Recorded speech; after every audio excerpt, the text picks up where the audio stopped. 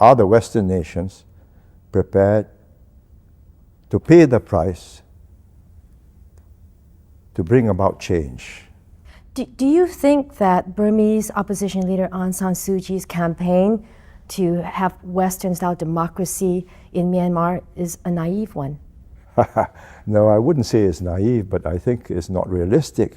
In April 1962, a young Lee Kuan Yew flew into Rangoon and saw a country with potential. You see, when Burma gained independence from Britain, it was better positioned than almost any other newly independent nation in Asia. It had rich agricultural land, enormous natural resources, a functioning civil service, and Rangoon was one of the most cosmopolitan cities in Southeast Asia. But as Lee watched Burma over the next 6 decades, he witnessed the slow, deliberate destruction of one of the region's most naturally gifted nations. A man who was always hopeful that the country would change course eventually made a chilling statement. "Don't talk to me about Myanmar. I've already written them off for my lifetime."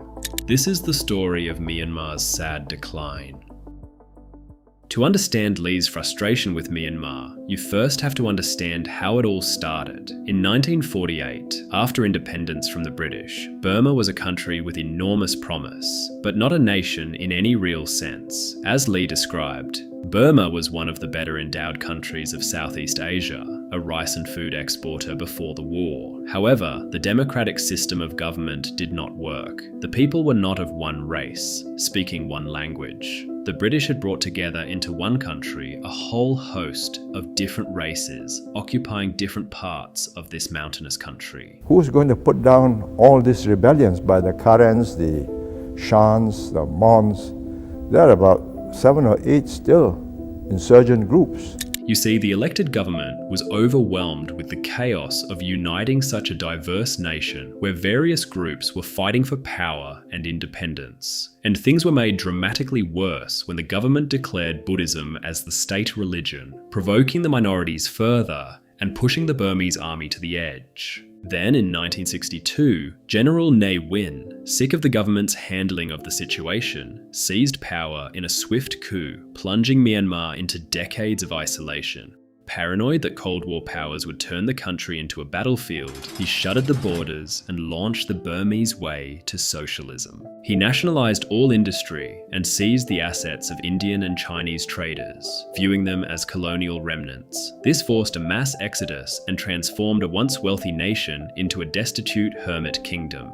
Lee described the impact of Ne Win's decisions, stating, "His policy was simple: achieve self-reliance and get rid of the Indians and Chinese who had come into Burma with the British. He deported the Indians, who had been brought in by the British to make the economy work, because they were the traders and the entrepreneurs, leaving the country with just the Burmese themselves and a closed economy. The country stayed stagnant for 40 years. Over the decades, Lee became increasingly blunt about Myanmar's leadership. In private conversations with American officials, later revealed by WikiLeaks, he called Myanmar's leaders dense and stupid. He also said they had mismanaged a country blessed with extraordinary natural resources, and that dealing with the regime was like talking to dead people.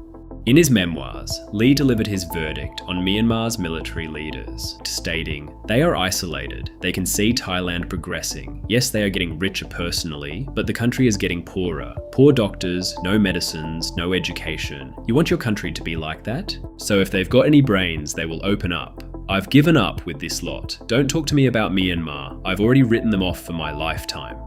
And fast forward to today, an estimated 4.1 million Myanmar nationals have sought refuge in Thailand, with many of the country's best and brightest relocating to other nations in Asia and the West, a generational exodus. But Lee did witness one brief moment of optimism. After the devastation of Cyclone Nargis in 2008, which the regime mishandled, Myanmar began making reforms. Political prisoners were released. Aung San Suu Kyi was freed and the West lifted sanctions, with even Obama visiting in 2012. Lee allowed himself a rare moment of hope, stating, "Slowly but surely, Myanmar is going back to being a normal country again. Myanmar has made important strides towards opening up. I do not believe the generals will turn their backs on the reforms this time. The only question is, how quickly will they move forward?"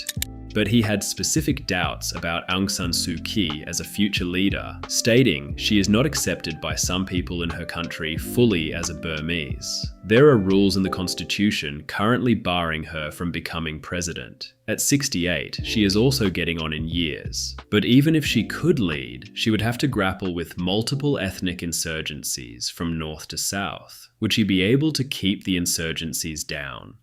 Everything in Myanmar is now run by the army. If you dispose of the army, which is what must happen for Aung San Suu Kyi to take over, what institution is there in Burma or Myanmar that can govern the country? Have you got a civil service, customs, immigration, postal services? And if you go in, who's going to put down all these rebellions by the Karens, the Shans, the Mons? There are about 7 or 8 still insurgent groups. And Lee was right to be cautious. After his death, in 2021, the military staged another coup. Aung San Suu Kyi was arrested again, and the brief democratic experiment was over. When asked whether Myanmar would ever change, Lee bluntly stated, "You are dealing with an immobile government. You isolate them, they are happy. The Chinese will give them what they need to survive. The Indians are competing with the Chinese and will also give them what they need to survive. They don't need prosperity. The people can be kept down. For how long, I don't know, but I think not forever." You see, China views Myanmar as a vital Malacca bypass, investing in pipelines and deep-sea ports to secure a direct energy route to the Indian Ocean. Meanwhile, India, not wanting Myanmar to become a Chinese satellite, has also expanded its footprint through infrastructure projects and close ties with the military leadership. This strategic competition creates a geopolitical safety net that effectively insulates the leaders from Western pressure. While the current situation is bleak, Lee believed that change could happen, stating, "One possible solution would be for a group of younger military officers who were less obtuse to step forward and recognize that the current situation was untenable. They could share power with the democracy activists. It would be a long process." Failing that, Lee noted that Western intervention was the only other path forward. However, he cautioned that foreign involvement could destabilize the region and lead to even more complex long-term issues.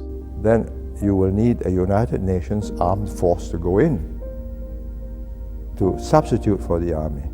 It'll be like East Timor. Is the UN or are the Western nations prepared to pay the price to bring about change? I'm not saying the change may not be for the better. So I think it's a more complex issue than has been made out between democracy and military dictatorship.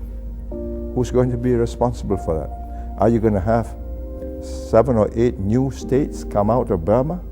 All I'm saying is, are you prepared to pay that price? If you are, then I say, right, let's reconsider our position. With the country currently in full-scale, multi-front civil war, the road to peace and prosperity for Myanmar will indeed be a long one.